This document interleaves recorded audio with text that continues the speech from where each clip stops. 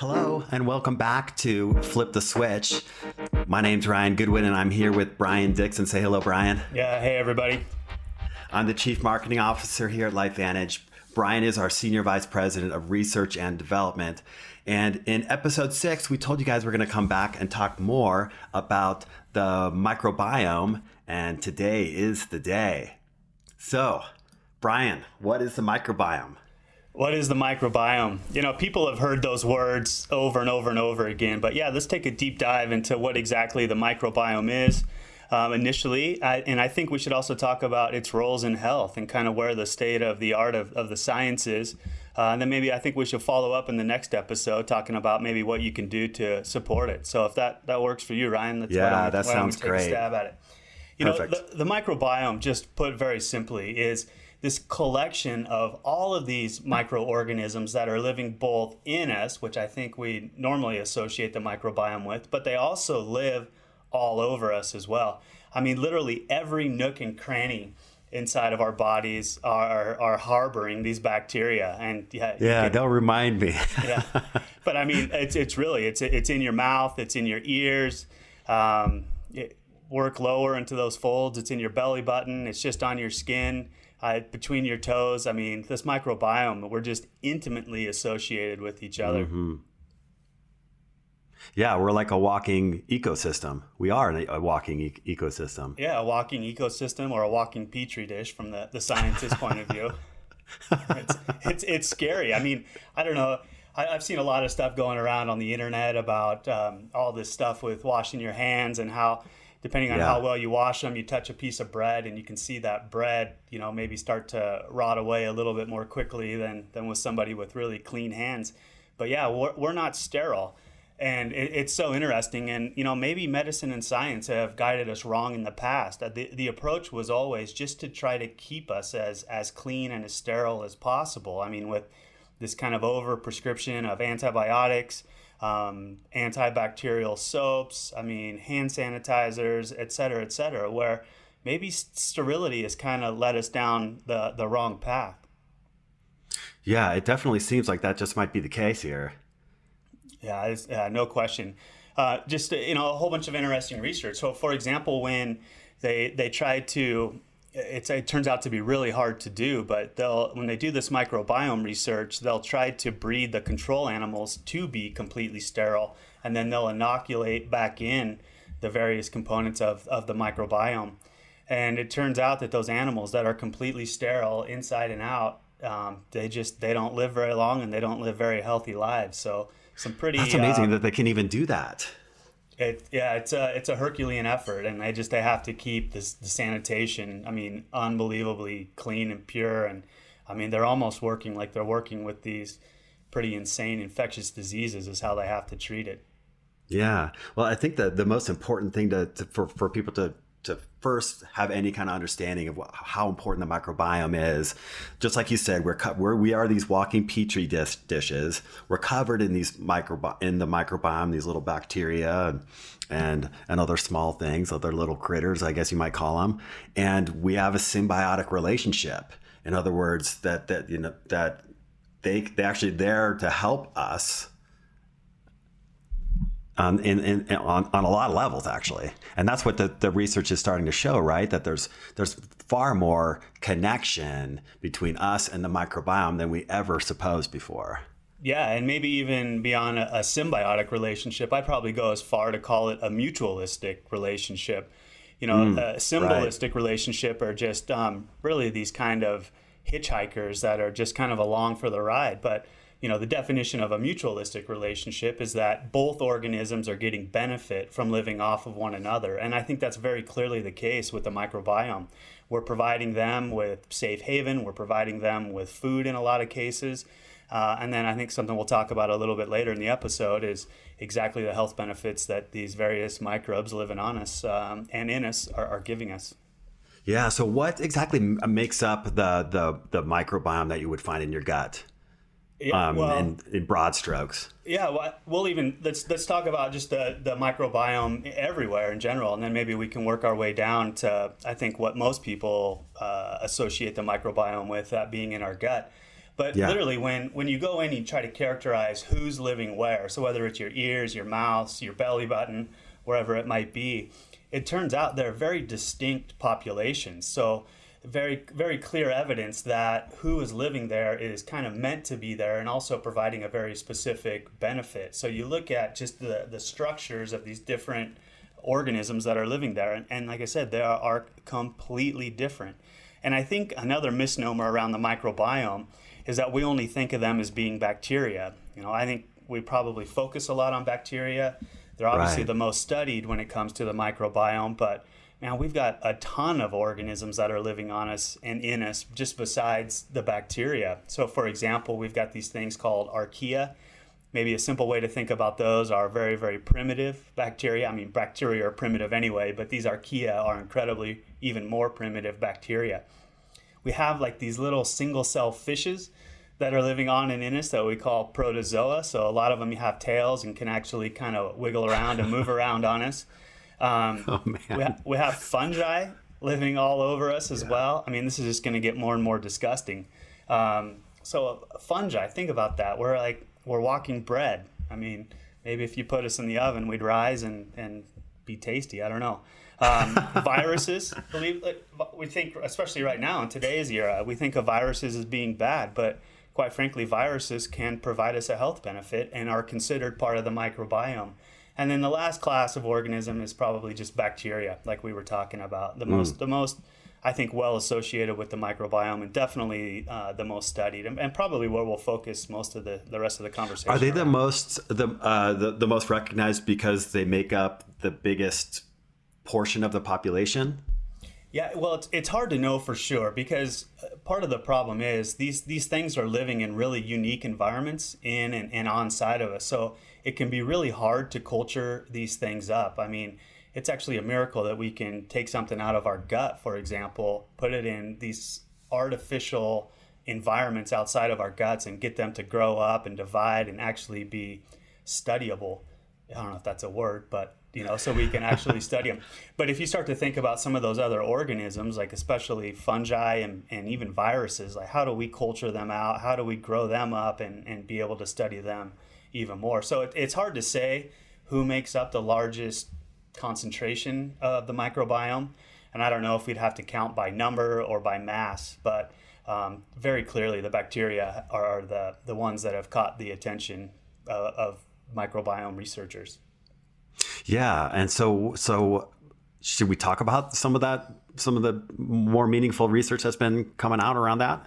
Yeah, for sure. We can definitely do that. I mean, it's just so interesting with all these health benefits that have been associated with the microbiome. I think, again, because we associate the microbiome almost exclusively with gut health, I mean, clearly the health of our guts, the lining of our guts, our digestive process is directly and intimately related to the microbiome.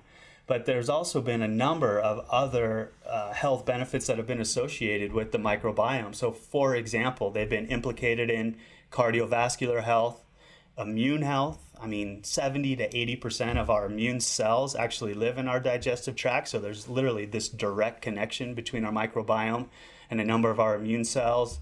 I mean, oral health, brain health, which maybe we'll come back and talk about a little bit more. But I love that one. But they help us metabolize lipids. They actually can make vitamins for us. So especially vitamin K, some of the B vitamins are made in small quantities by the microbiome. They can also help us metabolize certain nutrients. I think fiber would probably be the most common for everybody. But they also help us metabolize the food that we eat, and especially different fibers. That's really their main meal plan, especially for these bacteria.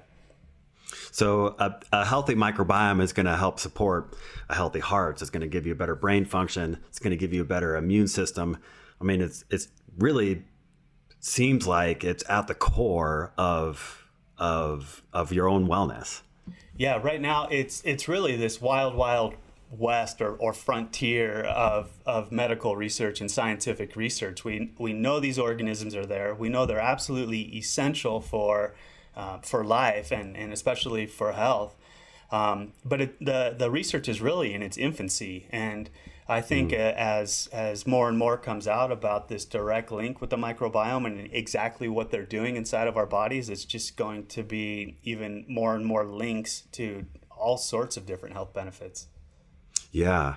So, what does a healthy microbiome, I guess, look like, or what are we aiming for when we're trying to have a healthy microbiome?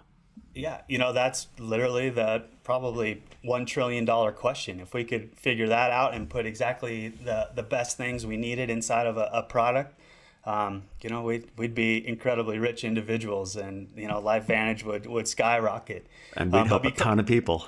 Because this microbiome research is in its infancy, the answer to that question isn't really well known. Like where they focus most of their research and the health benefits on are who are the biggest players. So who are those bacteria, for example, that are living inside of our guts at the largest concentration? And they're just kind of using deductive reasoning to say that, because these bacteria are present in such large quantities inside of us, they must be incredibly important. But then you start to take various lifestyle considerations into effect, and it gets incredibly complicated really, really quickly. As Americans, we like to give maybe Mexico a bad name.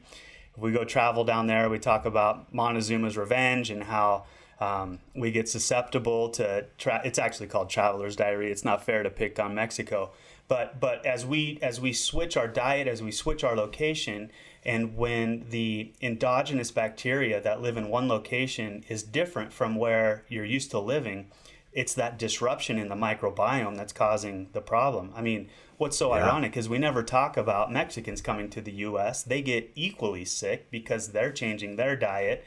They're exposed to different bacteria and other microorganisms, and they get just as goofed up as we do when we travel.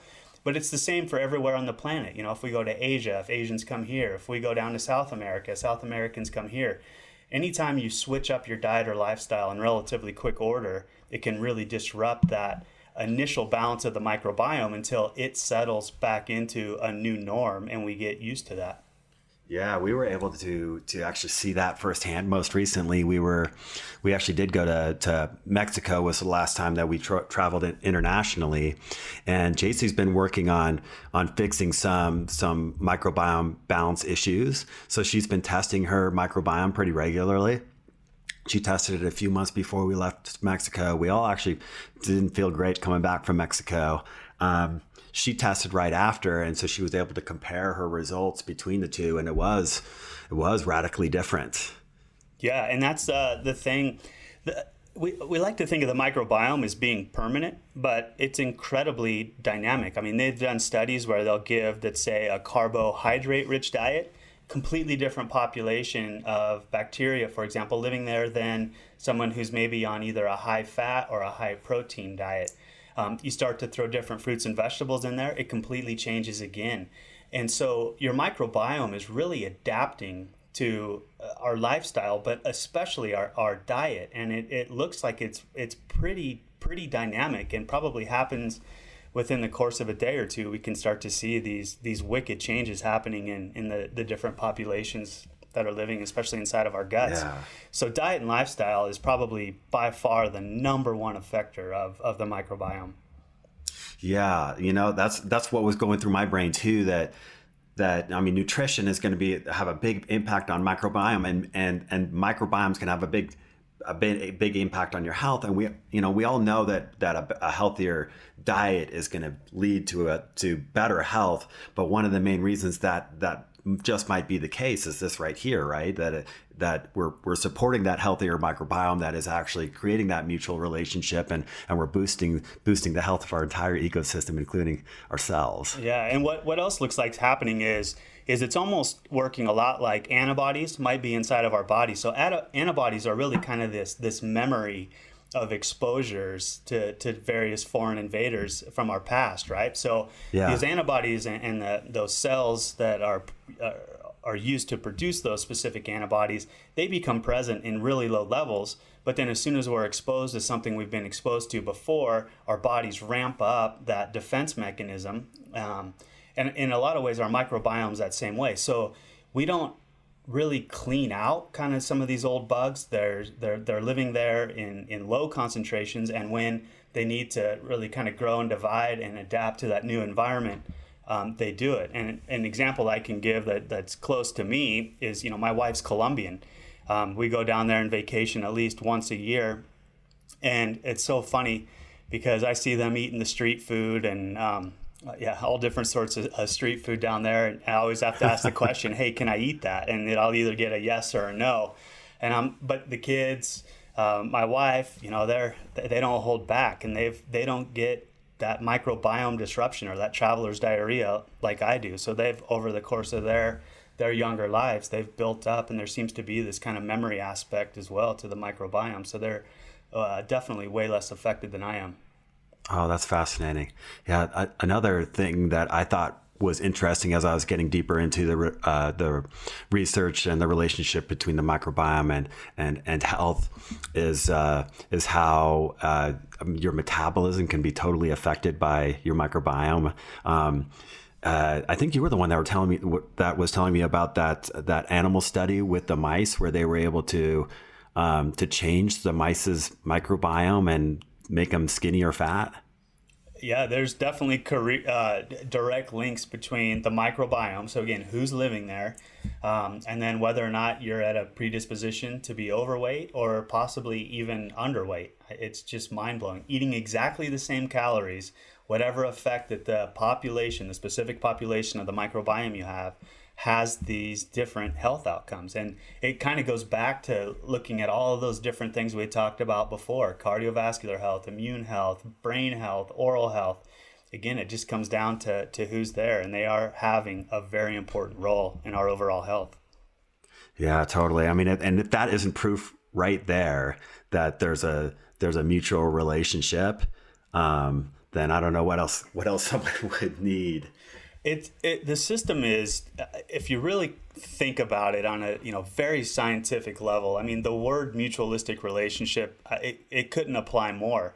And again, not to try to scare anybody, this is a good thing. We need these microbiomes, all of those different organisms that we usually associate with being bad.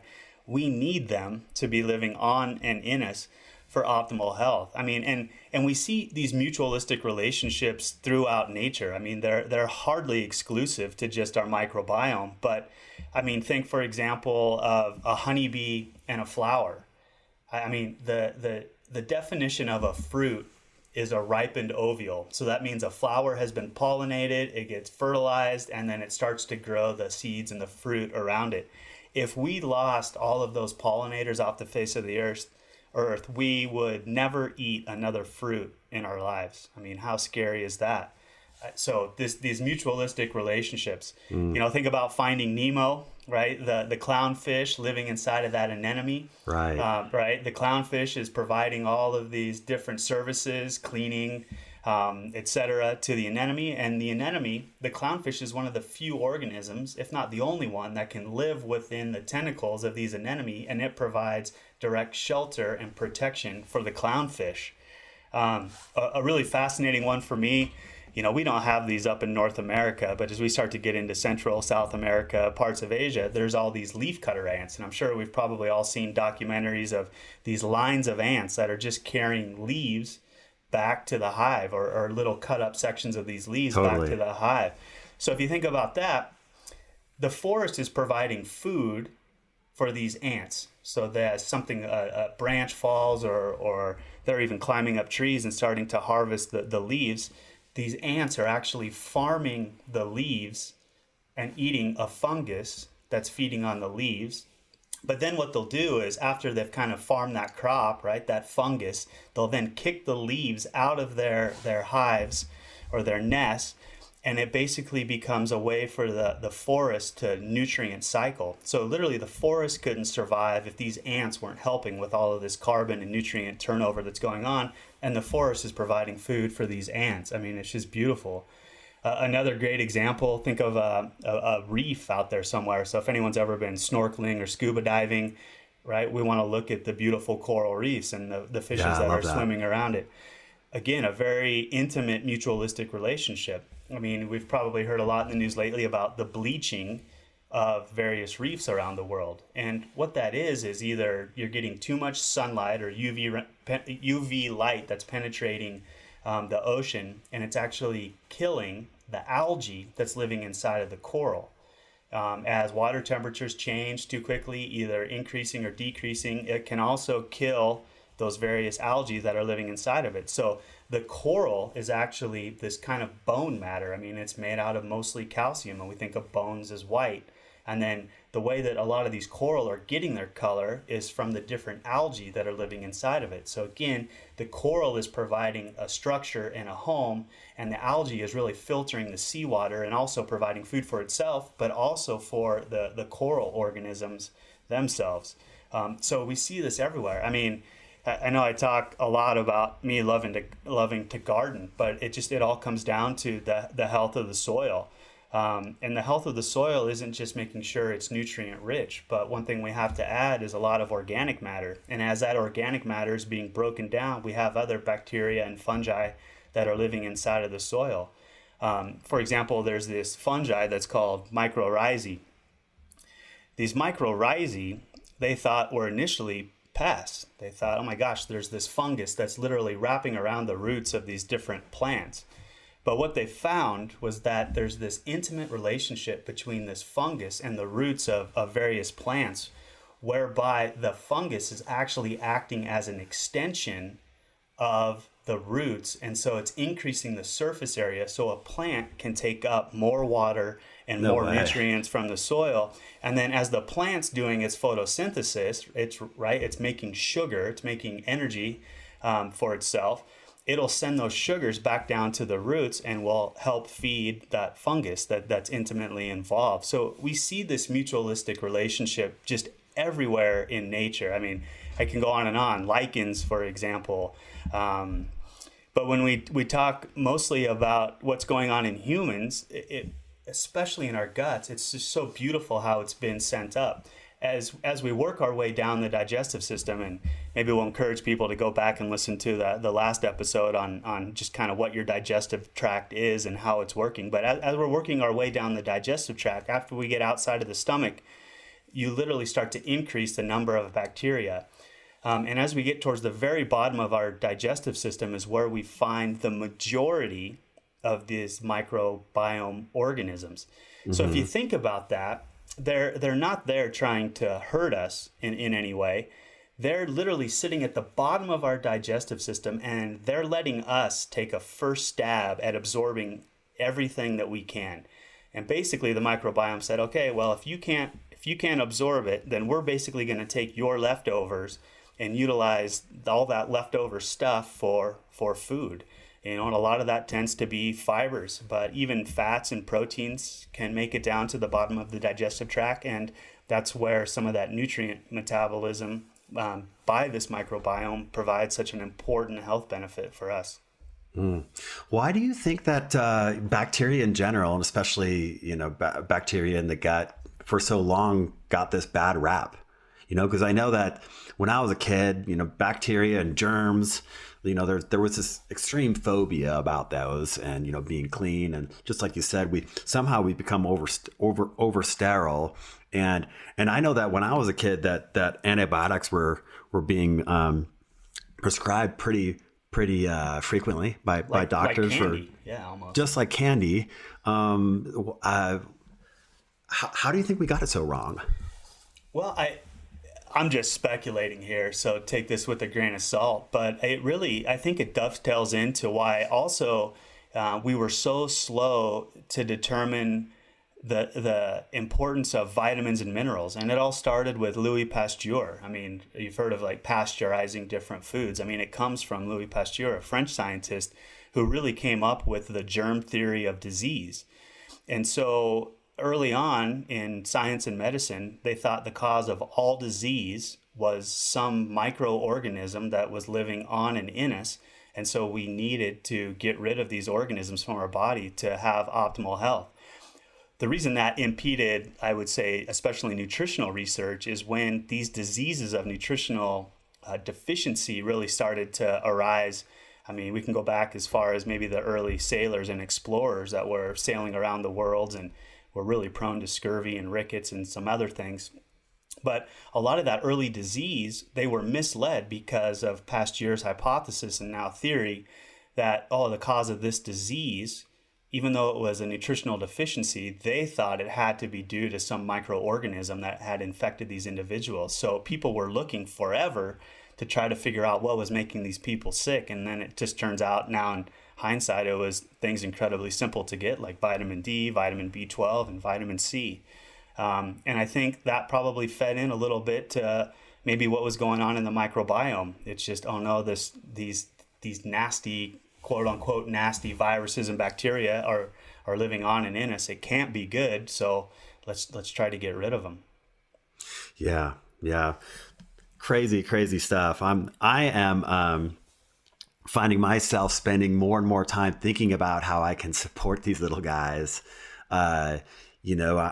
Every time I'm even thinking, making the decisions of what's going on my plate, I'm thinking about how this is going to support my microbiome, and that's another reason why I try to do exactly what you told us to do in the last episode, is to eat a lot of vegetables, and I try to get a lot of variety going too, especially with the organic, like real food.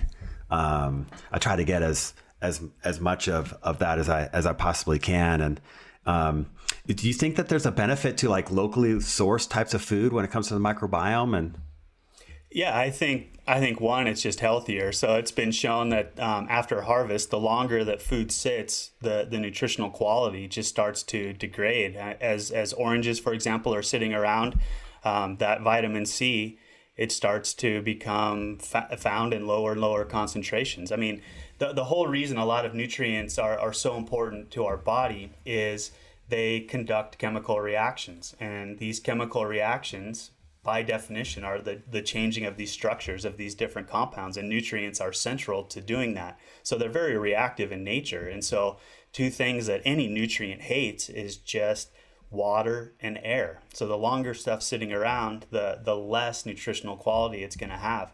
But the other reason I do like more locally sourced ingredients is maybe twofold.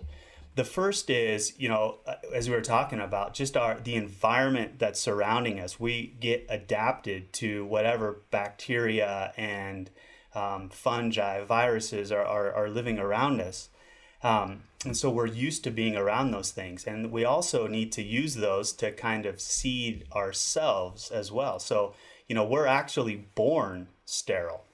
I mean, the first exposure of a baby to anything that has to do with the microbiome is through the birth canal. It's their first almost inoculation, if you will. And, again, some interesting theories about kind of applying too much sterility to raising kids, where we're so worried about either running around in front of them or behind them and just cleaning everything up and making it so sterile.